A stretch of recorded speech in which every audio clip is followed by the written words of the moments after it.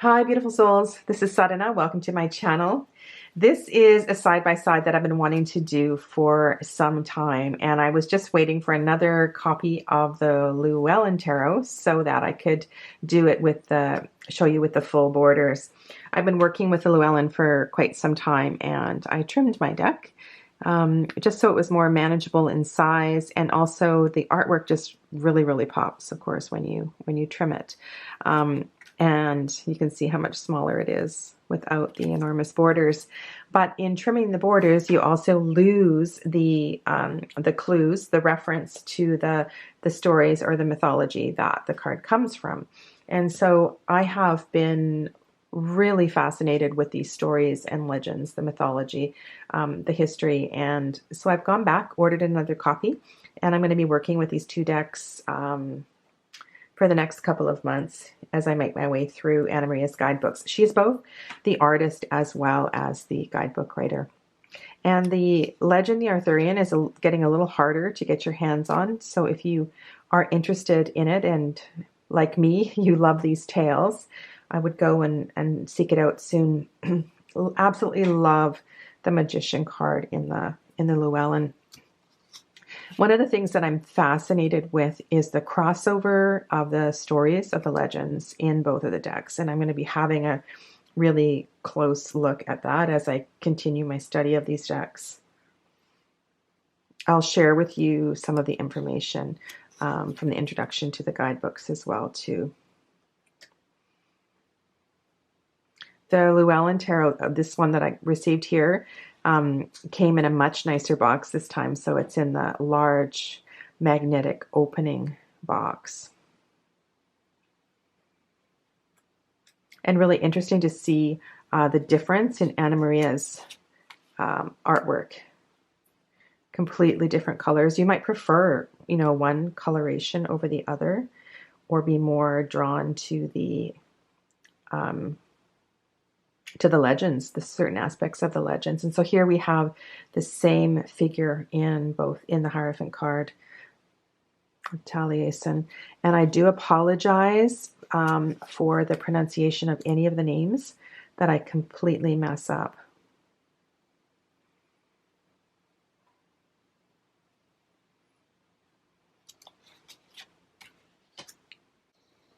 And so legend, the Arthurian Tarot. These 78 images are a number of Arthurian sources, including the early chronicles, the medieval romances, and the quest for the Holy Grail. Celtic legends, beliefs, practices, folklore, when available, historical or Arthurian fact have also served in creating this deck.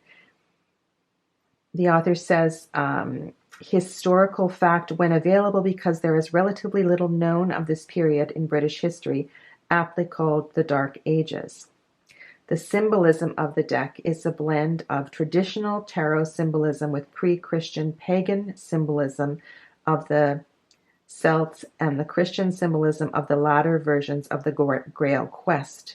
The melding of the pagan and the Christian motifs reflects the atmosphere of the historical Dark Ages. And that's from the beginning of the guidebook of the deck on the left.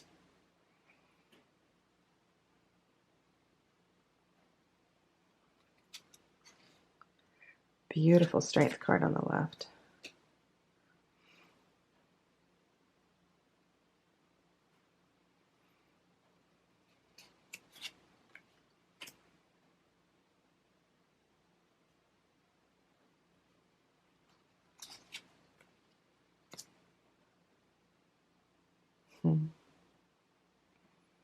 And it's really interesting, in both of the books, she does talk about the Lady of the Lake and how it may be Nimue, but there's other different priestesses, high priestesses that that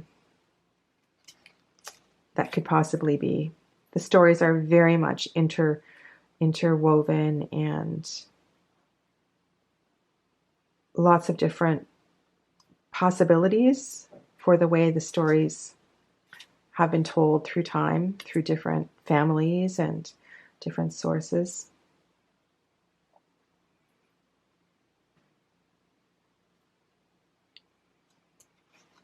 So on the right, the deck is really warm, right? You get these beautiful gold and earth tones. And on the left, it's it's cooler, and it's, those blue tones.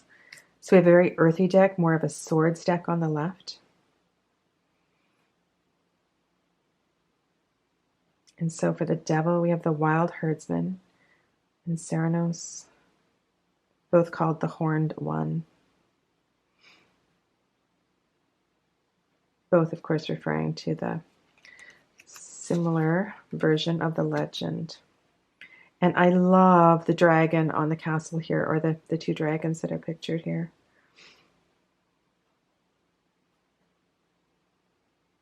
And so the beauty in reading these guidebooks and studying these decks is these legends are just so amazing.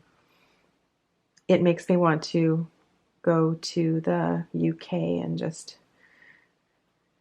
be there for a very long time wandering around, or go for a few summers and explore. Absolutely stunning moon cards.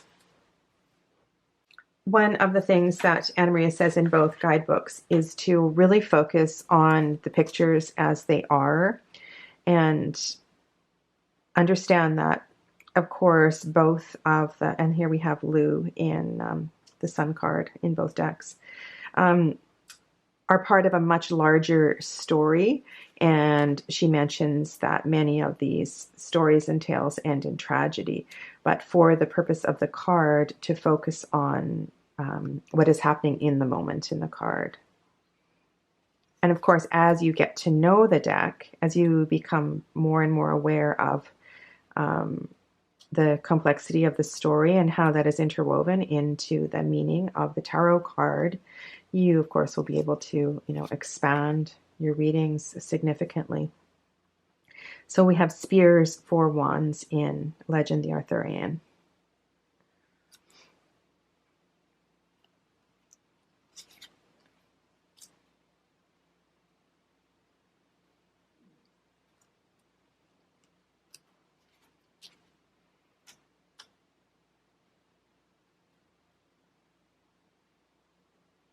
And on the, you'll see as we go through the minors too, that in the Llewellyn, you're going to have a little bit less information in the guidebook because it's not directly related to a tale for most of the cards. Some of the cards you'll see that. And you also, of course, have an inset on this deck here. So you have the artwork as well as an inset to help you see, what's going on with the, for quicker and easier reference. So let me give you an example here for the 6 of Spears and the 6 of Wands. So I'm not going to adjust the camera here.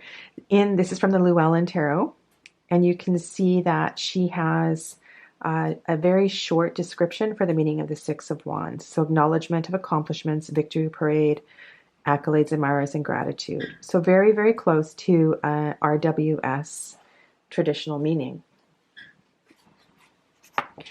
And, you might not be able to see this. So in 6 of Spears in the other deck, I'll just take the book out, that's not really serving here. You also have a short description discussing accolades, which you can see very well from the card, but also she has a short explanation of the return of Ambrosius. Glad hearts rejoice the victory of Ambrosius. Amidst the chaos of following the death of Constantine, his 2 young sons, Ambrosius and Uther, were taken and safely hidden in Brittany. During their absence, the people of Britain endured many hardships under the reign of Vortigern and suffered further under the force of invading Saxons. And this continues on for a few paragraphs. So in the deck on the left, you're going to get you're going to continue your study if you're interested in the legends and the stories of the Dark Ages.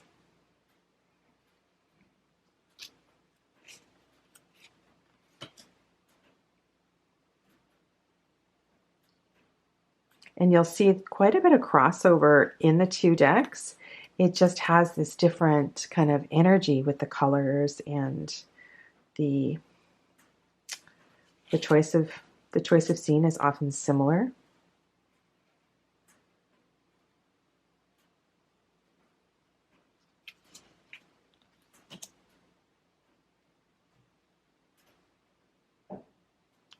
And then here we have our first quartz. So we have the Page of Wands, the Knight,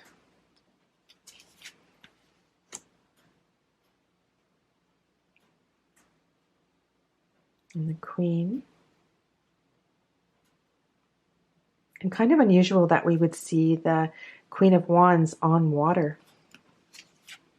But that's when you would refer, of course, to the guidebook and get the underlying meaning.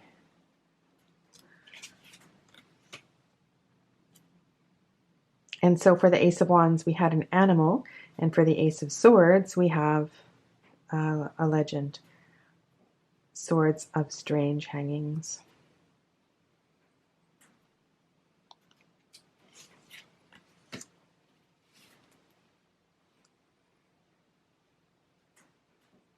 There's a haunting quality to all of the moon cards in both of these decks. Really quite powerful. So swords are swords. No name change for this deck.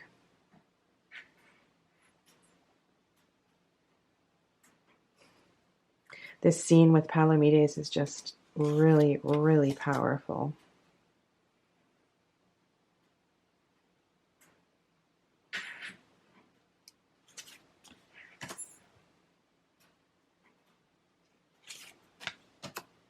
I want to read you a little bit too from the Llewellyn guidebook, just so you understand the time period.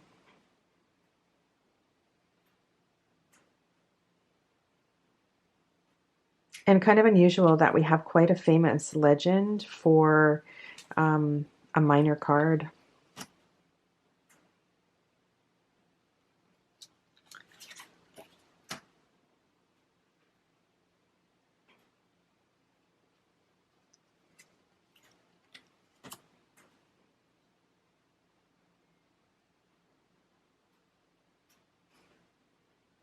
And if you watched the Merlin series, or you read these books, you'll know the Battle of Camlan. And then here we have the Page of Swords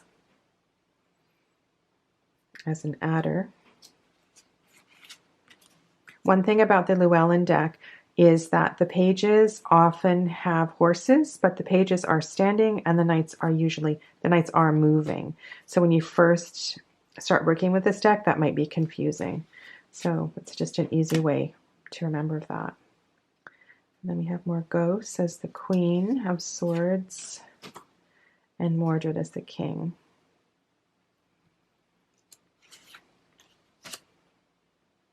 And then we have the Holy Grail and the Ace of Cups. So from the Llewellyn guidebook, from the introduction, I just wanted to share this with you. The famous collection of tales known as the Mabinogion are translated mostly from the Red Book and renamed by Lady Charlotte Guest. The word Mabinogion is actually a ghost word deriving from Mabinogi, which can be loosely translated to mean the tales of a hero's boyhood, which is so perfect, right, for going through the hero's tale or the fool's journey with the tarot. And I believe Tristan and Isolde are in the Lover's card in Llewellyn. Actually, I know they are. And then we have Three of Cups.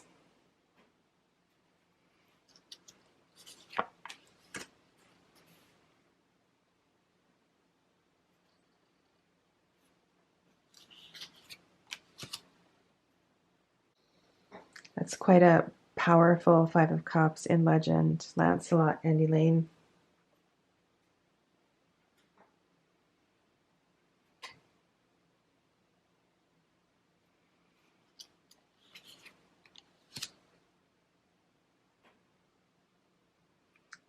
And from the end of the introduction, Anna-Marie says, this deck, referring to the Llewellyn deck, having the title of Llewellyn as the Welsh namesake of its publisher, provided the opportunity to serve the Welsh mythology in the same way legend did the Arthurian, and thus presented the special circumstances needed for me to agree to create a second tarot deck. The medieval world of Welsh, particularly in the Mabinogion, a very real, tactile, even rustic, with other worlds that overlap and infringes on reality's borders. Poetic but rarely sentimental, the mortals anticipate and brace themselves for testing encounters with other worlds' shadow. To live within the reach of the supernatural is seen as natural, and sometimes a blessing and sometimes a hazard. And that is so intriguing for me.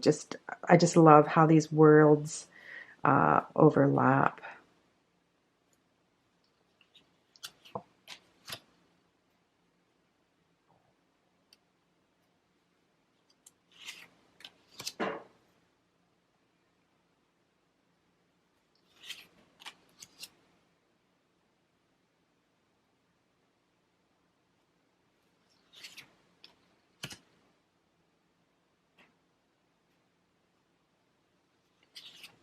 Really interesting choice to use the animals for the pages. And then you have your Knight of Cups.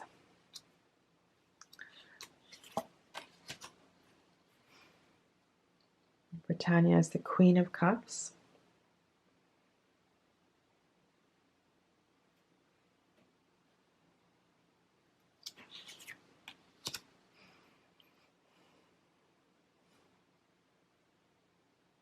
And I believe the Fisher King represented in both cards there.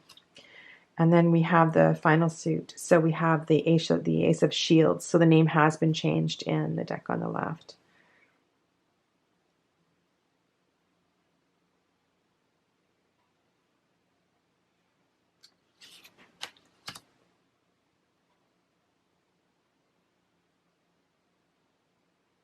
So lots of details to look into when we're looking at a full scenic picture.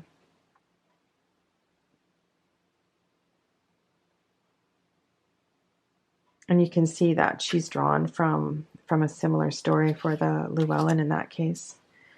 4.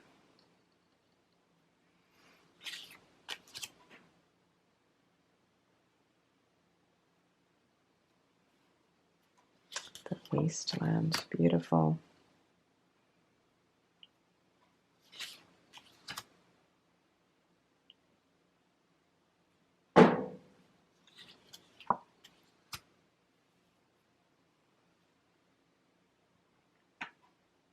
You really capture the details in the facial expressions in Legend the Arthurian. Very, very different art style from the Llewellyn.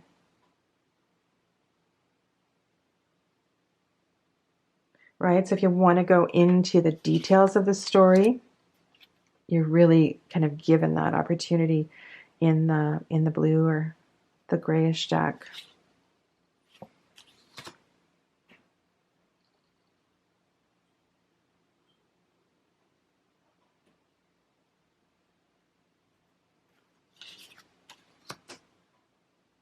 Badger for the Page of Shields.